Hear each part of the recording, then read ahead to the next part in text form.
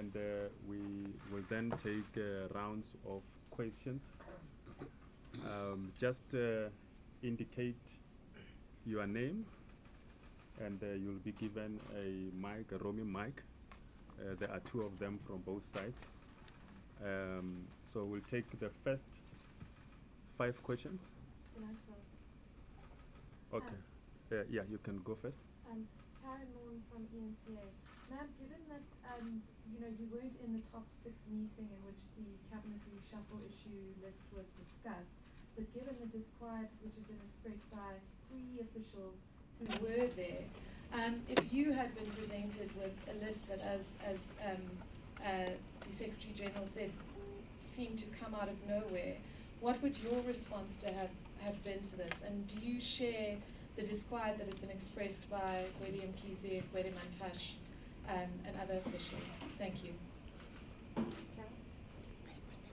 I think just before Ranjeni you come in, just to emphasize that the press conference is organized by Parliament and is being addressed by the Speaker of the National Assembly. So we don't really want to conflate the issues of her responsibilities as a Speaker of the National Assembly with those of the political party and the leadership role that she comes from. I don't think that she will be shy to address those issues outside, but the platform is intended for Parliament processes and the Parliament's response to the issues. I'm sure you can have an opportunity outside of this to deal with the political aspect of it, but for now let's confine ourselves to the parliamentary issues. Thank you, Malota. I'm Ranjini Mansami from the Daily Maverick. Malota, I understand what you said. For the late start, to just reiterate again that you will be aware that the Speaker of the National Assembly arrived this morning from Bangladesh, where she was leading a multi-party delegation to the IPU session. So you will understand that when she arrives there will be a lot of things that needs to be done before this, but so I hope that will be forgiven for starting late. And thank you very much for coming. The Speaker of the National Assembly called this media briefing to brief the media and the nation with regard to the National Assembly's response to the requests that have been received and with regard to the latest developments in South Africa. So accompanying her is the Secretary of the National Assembly, Mr. Masibule Taso, and I'm going to give to Ma'am to present the statement, and thereafter we will take questions of clarifications, should there be any. Unfortunately, we are not going to give you copies of the statement because we operate in an era of technology and we believe in creating paperless institutions. As soon as she's done presenting the statement, it will be emailed to all of you, and those who might not for some reason be on our press list, the statement will immediately appear on the Twitter account and other social media platforms of Parliament. It will appear on the website of Parliament and other relevant platforms. So you can be able to have a look at it while you are still here, maybe to make references as part of your line of questioning.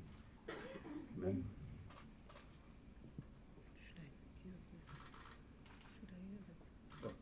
She doesn't. You're fine. The live broadcasters. Okay.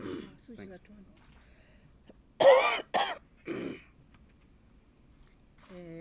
Is it morning or afternoon? Oh, good afternoon, ladies and gentlemen of the media.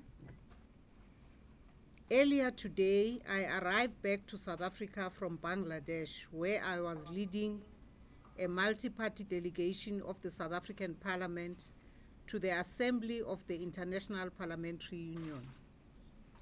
Crucial as our role in this session was, I had to cut my participation in the light of the recent developments which have thrust the constitutional role of Parliament into the matter. These developments include the Speaker of the National Assembly being cited as a respondent in the matter between the official opposition and the President of the Republic at the Western Cape High Court, in which the official opposition sought to interdict the swearing-in of new members of the executive. The court was, amongst others, asked to compel Parliament to urgently schedule a motion of no confidence in the President. No finding was made against the Speaker in respect of the relief sought by the official opposition. On Thursday, the 30th March, the Office of the Speaker received a request from the Leader of the Opposition for a motion of no confidence in the President to be scheduled. The letter indicated that the motion be scheduled when Parliament reconvenes. Later on the same day, a similar request was received from the Leader of the Economic Freedom Fighters. The letter made a further request for the National Assembly to be convened for a special sitting in the week of the 3rd April to debate and vote on a similar motion.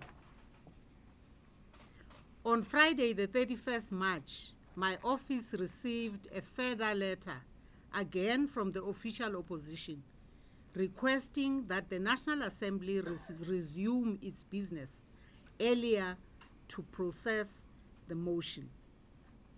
The procedure for processing a motion of no confidence, which is a right members of Parliament enjoy in line with the oversight function of Parliament, is stipulated in the rules of the National Assembly. Once such a request is submitted to the Speaker, the rules outline the following process. 1. Assessment of the request to ascertain if it is compliant with the appropriate rules. 2. Consultation with the Chief Whip of the Majority Party and the Leader of Government Business, who is the Deputy President of the Republic. 3. Scheduling of the motion within a reasonable time given the program of the Assembly. The National Assembly members are currently undertaking their constituency responsibilities across the country and are scheduled to return to Parliament from the beginning of May. The consultation process prescribed by the rules is meant to deal with these issues.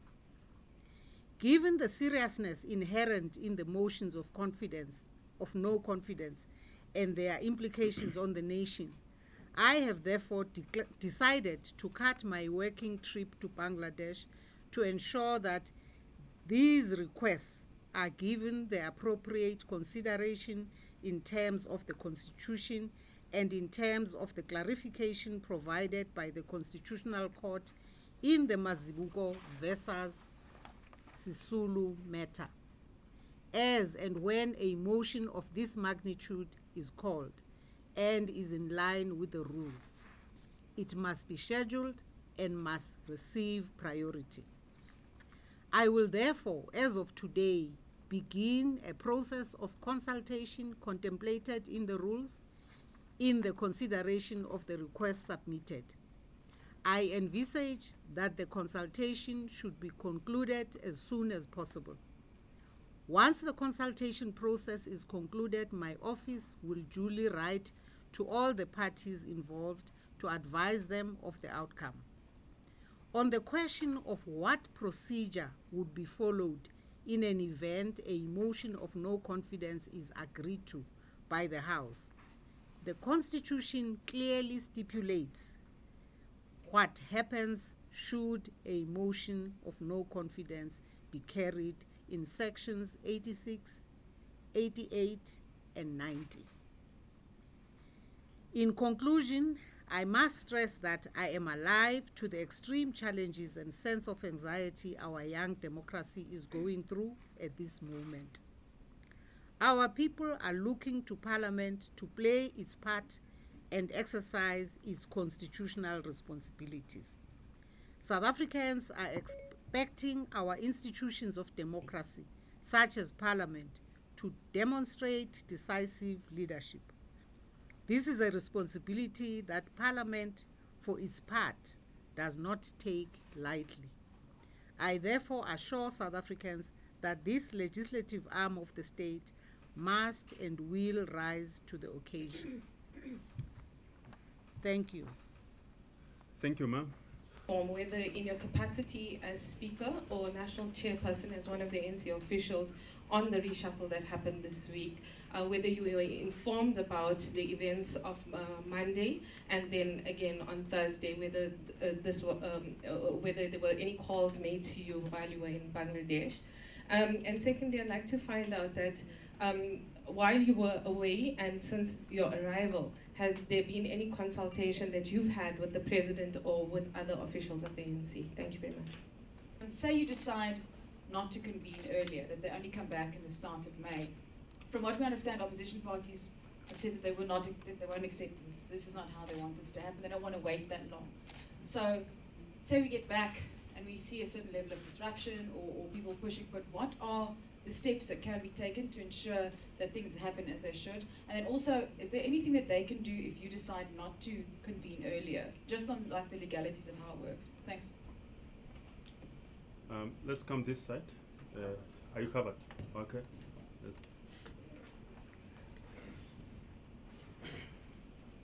Griselda Lewis from SABC Television. Well, I think we'll respect what you've just said, but I think we've also got to respect the fact that Umama Mbete is also the chairperson of the ANC, so we'd love to get some clarification on some of these issues. Also, the issue of consultation. Mbete, have you spoken to anyone in the top six? And we would really like to get your sentiment with regard to what's happened in the country over the past couple of days. That's what the third question. Let's go for the fourth at the back. In fact, this is the fourth. Oh, yeah. That will be the last one, yes. Thank It's you. Natasha from the Business Day. In light of the criticism of Parliament in the past, that it had failed to hold President Jacob Zuma accountable after the Nkandla judgment, the Speaker is assuring the nation that this time she does understand the seriousness of this matter. How can you go further to assure the nation that this time around we will actually see the legislature playing its role, its oversight role on this issue? Thank you. Actually, I think 3 people raised the issue relating to the reshuffle. Where is the mic?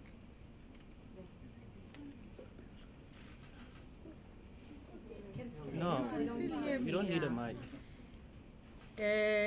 So clearly, the popular question relates to the reshuffle. I was there on Monday. Remember on Monday, we had a bilateral with the South African Communist Party the whole day. And the president actually did brief that meeting about, in particular, concerns relating to the Treasury and the Ministry of Finance and the actual issues relating to the trip abroad and so on. So I was there when that briefing was first given by the president, and it was thorough. He shared with us not just, as I was hearing on radio now, coming here, the specific, what is it called? The specific report from intelligence relating to that actual visit, but some historic background. So that I appreciated. I mean, we were happy, all of us, that he took us into confidence. Of course, he didn't brief us about the rest of the package and intention of other people that he was thinking of. He was still in the process of looking at that particular issue. And I would like to end that one on the reshuffle simply by saying the fact that there have been differences that have been expressed or disquiet is not something for us to be surprised about, because we allow in the ANC people to differ and to express their differences, although we normally have it done such that it's not everybody having a free-for-all.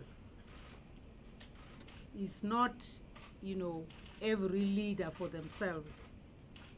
We have always prevailed on our cadres that, in fact, what's expected is that the one with the specific responsibility to speak on behalf of the organization or a grouping should do that. But these are matters that tomorrow, when we meet as the constitutional bodies of the ANC, both the top six and the National Working Committee, we will deal with. And therefore the ANC would be able to speak in somewhat of a more organized voice when we come out of that exercise. The last I want to say is that, you know, the one thing we have learned in the past is that our people always express disquiet and unhappiness about us differing in public. People have always said so to us, that they expect of us as leaders to deal with our issues and come back to them when we can give a message that is to give South Africa out there the assurance that things are under control. And I hope that now that people have indeed expressed their unhappiness, they've differed in public, that we will now come back together and bring together our voice so we can address the public in a manner that will reassure them. On the issues relating to legalities, someone was talking about how are we going to assure people in terms of Parliament that we are really going to seriously address the concerns and the requests that have been made. My answer is that we always do that.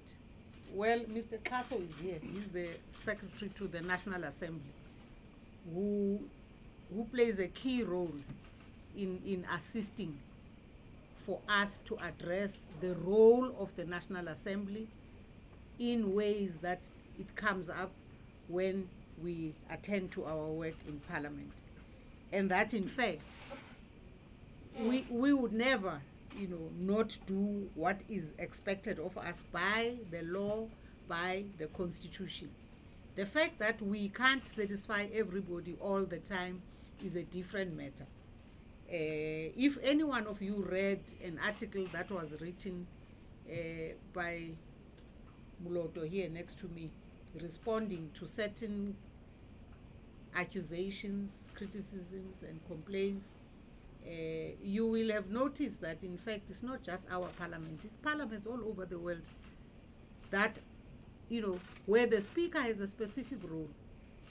And it doesn't matter that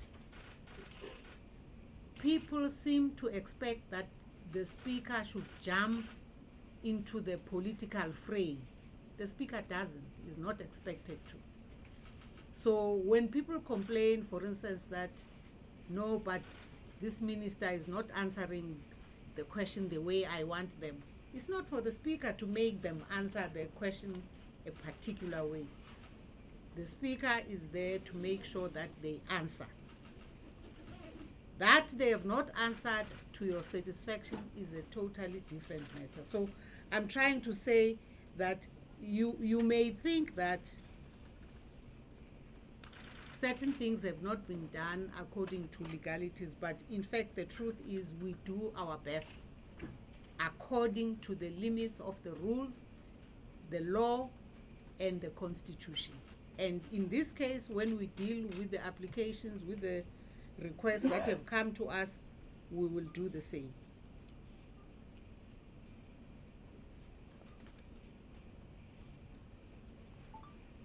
I think I've covered the criticism, the legalities in the same answer. But Masbulele, should you need to add something, just go ahead. Descriptions and Should we, or there was a question? the descriptions?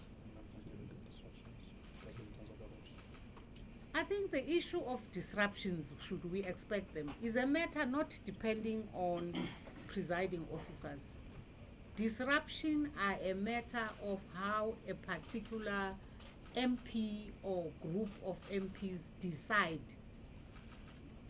is their strategy to engage in the parliamentary process. And in response to that, all we can do is to deal with that according to the rules. And in fact, to keep improving the rules so that we can improve, for instance, on the issue of the length of time it takes for us to deal with what is an obstacle in the process, for instance, of joint sittings that we have seen in the recent past. Yeah, I think Secretary, is there anything that you want to add? Okay. Taylor from Eyewitness News. Thank you so much, Speaker, for your time. I appreciate that you say our people, ANC members, perhaps don't like it when there are differences. But ANC members also didn't like it when, at some stage, the party also took collective responsibility. And I think the reason why we've seen sort of some ANC leaders in the top 6 have come out to state their positions, and all of them have, except you, is because the president, the decision that he had taken was not a collective decision. I mean, when you speak to the Treasurer General, his statement says they were deprived of the opportunity to advise him. So it was a unilateral decision, and I think that's why we want to hear from you. What is your position? Do you agree with the decision that the president has taken to axe the finance minister using that intelligence report that many in the top 6 are describing as dubious? My second question is on the impeachment. The EFF went to the Constitutional Court last week to put in an application to force, for the Constitutional Court to force Parliament to take action against President Jacob Zuma.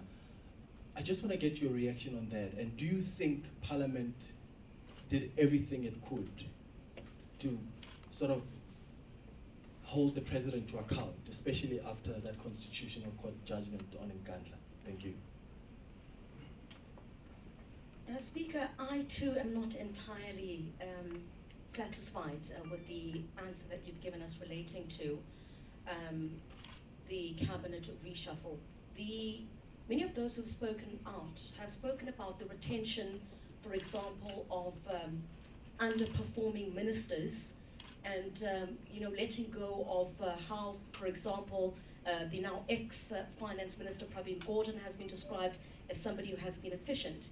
So we would want to hear from you what your take is, and were you at all surprised by the decisions that the president made? Because indeed, with the conversations that we've had over these past a couple of days, there does not seem to be consensus within the top 6 of the ANC on the manner in which the president went about reshuffling his cabinet. This intelligence report, and if I heard you correctly, you said you appreciated that. Are you saying that you appreciate the reasons for the firing of the finance minister based on that intelligence report? or the fact that he explained it. Can you just explain to us what you mean by saying that you appreciated that he spoke about this intelligence report, and you referred to other historical issues with regard to the finance minister? Can you tell us what those are? And secondly, this consultation process that you are embarking on with Deputy President Ramaphosa and the chief whips, can you give us an idea as to how long that is expected to take, and if you do call a session, how soon we can expect it? Thanks very much. In the court papers at the Constitutional Court, in which they repeatedly requested that Parliament take some form of disciplinary action against the President over the Nkandla issue. Can you give us, and your office's correspondence indicates that you repeatedly refused that. Can you indicate what the thinking was in terms of that? And then, you know, just how, again, echoing Ranjeni's question, how soon will it be that we can see these motions of no confidence actually being ventilated in court? And is there not a concern that if Parliament isn't seen to take over that oversight role as demanded by the Constitution, people will lose faith in your ability to actually hold the executive appropriately to account? Just to add on to it. I think Karen kind of touched on it. Speaker, you said earlier that you'll go and consult and then come back as soon as possible.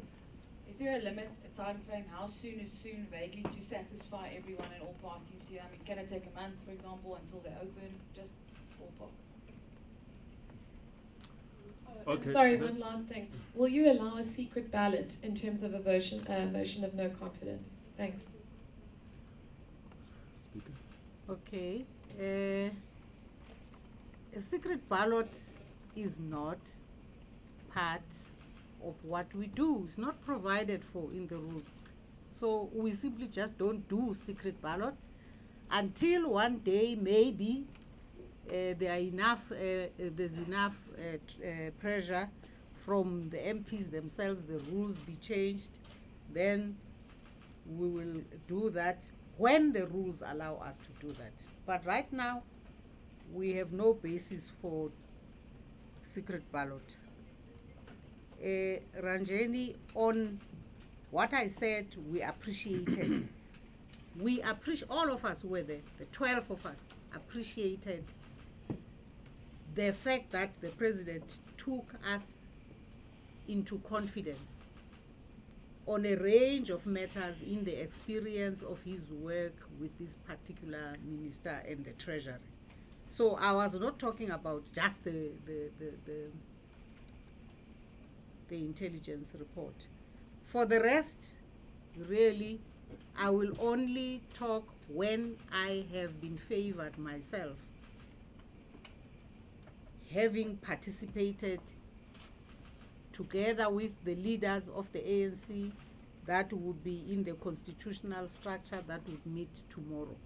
Then I can have a basis on which I have a better, understanding of details and what has been going on, because I can't comment on things that happened in my absence. I tried to get ENCA while I was in Dakar. I really badly wanted to keep in touch with what was going on. At some point we had some Al Jazeera, but ENCA is Africa. I know. But when you are far from home, you really badly want, to get an African station.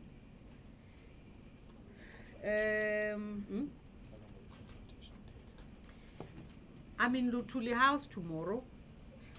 I sleep in Cape Town tomorrow night. Tuesday, I'm in the office. The consultation starts. I will, of course, have already taken advantage of whatever snippets of time with the DP, but that's something that happens better when I am in Parliament and we can consult. It takes definitely at least a few days. So I don't think consultation might take a month, no. But it also depends on where these people are. We're talking about people whose movements you can't control, so But Tuesday, I will be in the office in Parliament, and I hope to be able to consult within the week.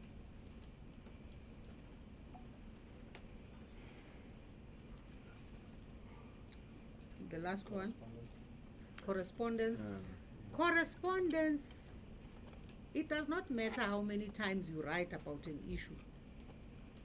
When the issue is an issue that cannot happen because there's no basis for it to happen, you can write 100 letters.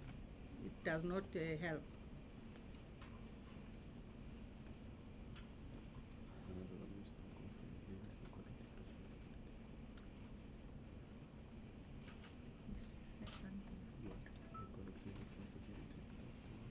These are your colleagues, Yeah. the chair. But actually, Some who South Africans say were kicked out, yet they were performing ministers, and accusations that some who were non-performers are still stuck in that cabinet. Can we not have personal? These are your colleagues. So you personally, these are some of your colleagues, some that have been kicked out and some that have been retained. I know that you want to wait for official process and you want to speak with one voice as the ANC, but the cat is already out the bag. A lot of sentiment has already been shared by members of the top 6. Take us into your confidence. yes, members of the top 6 have shared, have expressed themselves. I'm still to hear what was going on, including what happened that we ended up all speaking like that. And when I have a full appreciation of that, maybe I can comment. Ma'am, do you disapprove of the way in which Cyril Ramaphosa and Gwede Mantashe and Zweli Mkhize have spoken out? Because you said that people have indicated to you that you don't like it, they don't like it when the ANC doesn't speak with one voice. Do you think that they did something wrong in vocalizing their discontent with what has happened? We have a way we do things. We have a way we have agreed to do things. We have a culture. We have meetings. We are brutally frank when we are in those meetings. But there are things we just don't do. But I will express myself in the ANC meeting. Also, ma'am, are you worried about how opposition parties always have to use the courts to force Parliament into action? And lastly, in the event that a motion of no confidence vote does go through against the president, what are the processes that will follow after that? I asked you to answer that question. Yeah, the Secretary of the National Assembly will deal with that last question. All right, and last then one. no, so we take 2 and then we close. Yes. Okay. Chair, since I'm asking you a question, Chair. Okay, you were not in the meeting. You're still going to get feedback on what happened. And you want to understand why members of the top 6 are responding the way they are to the decision by the president. Can you take us into the ANC's processes then? When a president is about to reshuffle his cabinet, does he consult and get advice from the ANC top 6? Is he supposed to do that? Or does he go and inform the ANC top 6? Is it supposed to be a consultation where he receives advice from the top 6? Or can he just go and inform them and say, this is what I'm going to do? Thank you.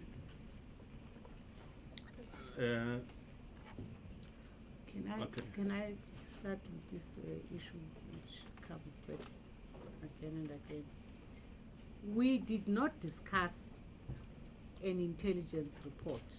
The president talked about it, right? We did not see it, we did not discuss it. So there was no question of agreeing or not agreeing on it, or approving or not approving of it. It was part of a package of issues that the president touched on as a background. And I'm saying we appreciated the fact that he took us into confidence as a head of state who deals with a range of issues that are very, very complex, many of which no head of state ever, discusses with anybody. So it's not about an intelligence report that was approved or not approved. I'm saying he briefed us broadly.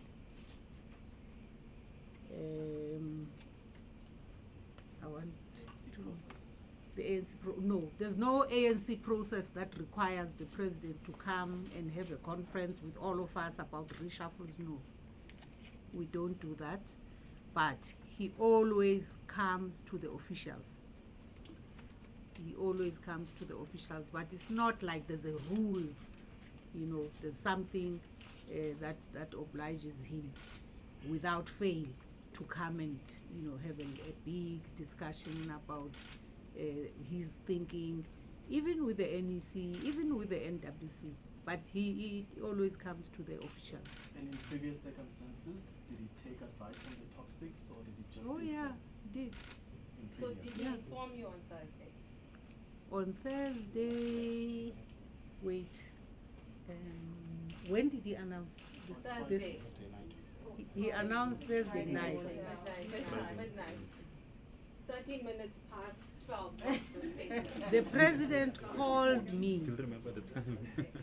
Because he does call when you're not around. Like for instance, one time I was in Italy and I got a call saying, I don't want you to be surprised, I'm about to make an announcement and so on. So Thursday I got a call as he was leaving Cape Town, coming to Johannesburg, about what was going to be announced, but not the detail. If members of the media one day would go into further detail about this protection of the president, how exactly does it manifest?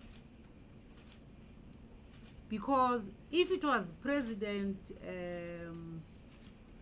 de Klerk, for that matter, I would play my role the same way I am playing it, by the rules.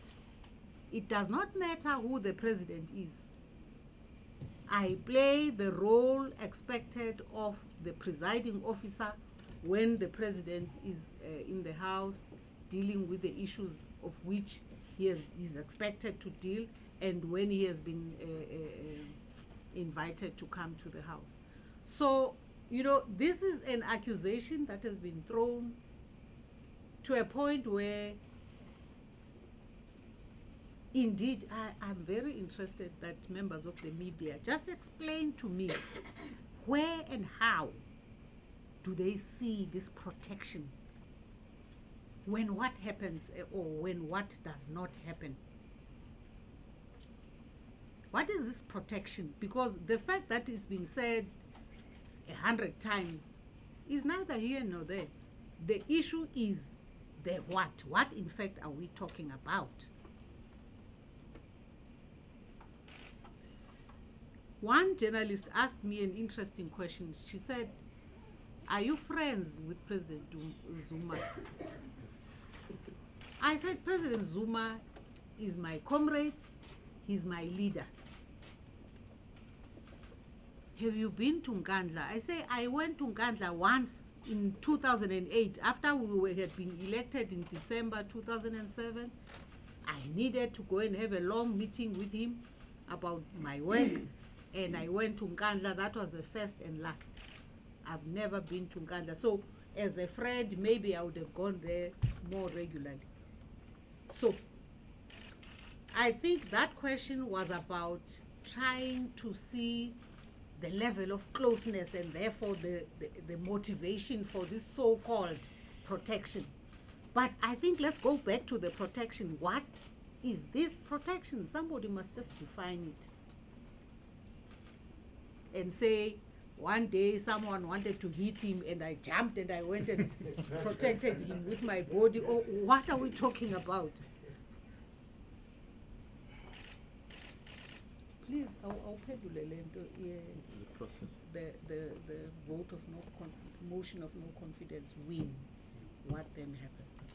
In the event that a motion of no confidence is agreed to, the Constitution in section 102.2 says that the President and the rest of the Cabinet must resign. And in section 86, the Constitution provides that when there's a vacancy in the office of the President, the Chief Justice must set the date and time for the election of a new President, and that must happen within 30 days. Thank you. Okay, thank you very much. Thank you for your patience. Waiting for us. We apologize again for the late start. And thank you, Madam Speaker. Thank you, Secretary of the National Assembly. The press conference is closed.